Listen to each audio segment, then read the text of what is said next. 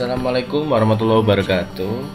Baik, kita sudah di pertemuan yang ke-10 pada mata pelajaran teknologi dasar otomotif. Kali ini kita akan membahas tentang sistem pneumatik. Apakah itu pneumatik? Nah, kompetensi dasarnya adalah 3.10 memahami dasar-dasar sistem pneumatik, 4.10 menjelaskan dasar-dasar dan simbol pada sistem pneumatik. Nah, di sini adalah sistem pneumatik berasal dari bahasa Yunani yang berarti adalah udara atau angin. Nah, jadi harus kita garis bawahi adalah pneumatik itu adalah udara atau angin. Semua sistem yang menggunakan tenaga yang disimpan dalam bentuk udara yang dimanfaatkan untuk menghasilkan suatu kerja disebut dengan sistem pneumatik. Dalam penerapannya, sistem pneumatik banyak digunakan sebagai sistem automasi. Di sini adalah penggunaan sistem pneumatik antara lain sebagai berikut. Yang pertama adalah rem. Nah, yang kedua adalah buka tutup pintu itu ya. Itu kan pakai angin juga biasanya. Yang ketiga adalah pelepasan dan penarikan roda pendaratan pesawat, dan sebagainya. Nah, di sini kelebihan sistem pneumatik antara lain fluida kerja mudah didapat dan ditransfer. Nah, jadi kita kan mendapatkan angin kan sangat mudah, dapat disimpan dengan baik. Penurunan tekanan relatif lebih kecil dibandingkan dengan sistem hidrolik. Viskositas fluida yang lebih kecil sehingga gesekan dapat diabaikan. Yang terakhir adalah aman terhadap kebakaran. Next, di sini adalah kekurangan dari sistem pneumatik antara lain adalah gangguan suara yang bising. Jadi ada suaranya ketika dijalankan pasti bunyinya des semacam kayak gitu. Ada bunyi yang bising. Yang kedua adalah gaya yang transfer terbatas. Dapat terjadi pengembunan karena fluidanya adalah angin. Ini adalah sistem tekanan tingginya. Untuk sistem tekanan tinggi udara biasanya disimpan dalam tabung metal air stretch silinder pada range tekanan dari 1000 sampai 3000 PSI tergantung pada keadaan sistem. Tipe dari tabung ini mempunyai dua klep, yang mana satu digunakan klep pengisian dasar operasi kompresor dapat dihubungkan ke klep ini untuk penambahan udara ke dalam tabung. Klep lainnya sebagai klep pengontrol. Klep ini dapat sebagai klep penutup dan juga menjaga terperangkapnya udara dalam tabung selama sistem yang dioperasikan. Sistem tekanan rendah, sistem pneumatik tekanan sedang itu mempunyai range antara 100 sampai 150 PSI ya. Biasanya tidak menggunakan tabung udara. Sistem ini umumnya mengambil udara dari terkompresi langsung dari motor kompresor. Berarti sistem tekanan rendah udara didapatkan dari pompa udara tipe fan ya. Demikian pompa udara mengeluarkan tekanan udara secara kontinu terus menerus dengan tekanan sebesar 1 sampai 10 PSI ke sistem pneumatik. Nah, kita masuk ke komponen sistem pneumatik. Yang pertama adalah kompresor ya. Kita tahu pasti kompresor angin itu. Kompresor digunakan untuk mengisap udara di atmosfer dan menyimpannya ke dalam tangki penampung atau receiver. Kondisi udara dalam atmosfer dipengaruhi oleh suhu dan tekanan. Di sini ada oil and water trap. Fungsi dari oil and water trap adalah sebagai pemisah oli dan air dari udara yang masuk dari kompresor. Jumlah air presentasinya sangat kecil dalam udara yang masuk ke dalam sistem pneumatik, tetapi dapat menjadi penyebab serius dari tidak berfungsinya sistem. Jadi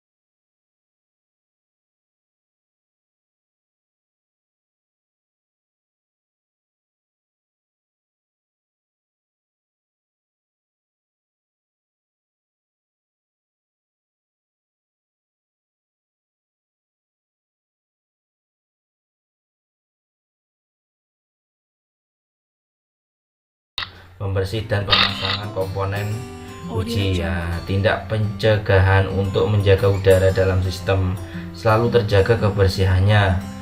Saringan dalam komponen harus selalu dibersihkan. Di sini ada saringan atau partikel-partikel metal yang mana tersebut dapat menyebabkan keausan pada komponen. Setiap memasang komponen pneumatik harus dijaga kebersihannya dan diproteksi dengan pita penutup dan penutup debu dengan segera. Setelah pembersihan, memastikan ketika memasang kembali komponen tidak ada partikel metal yang masuk ke dalam sistem.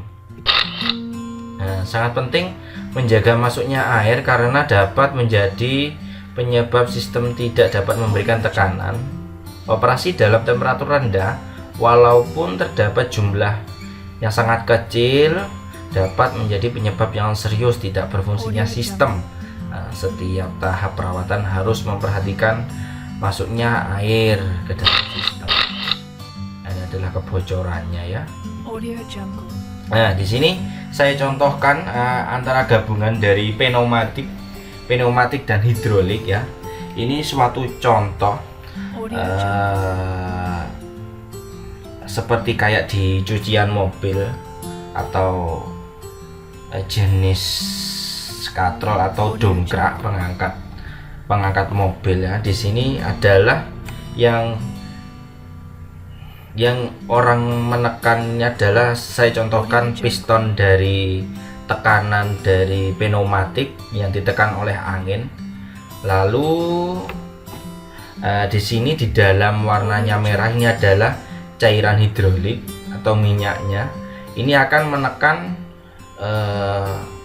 piston. Nah, jadi sistem kayak gini bisa saya contohkan dengan sistem rem cakram juga ya.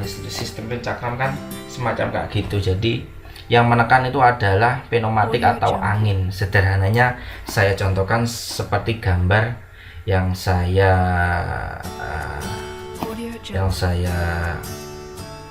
simulasikan ini. Nah, jadi kesimpulannya seperti itu. Mungkin ada pertanyaan dan mungkin ada yang kurang paham bisa ditanyakan ke saya. Kurang lebihnya mohon maaf. Untuk anak-anakku tetap selalu belajar dan semangat meskipun kita belum bisa sekolah dengan maksimal belajarnya, kita harus tetap semangat. Wassalamualaikum warahmatullahi wabarakatuh.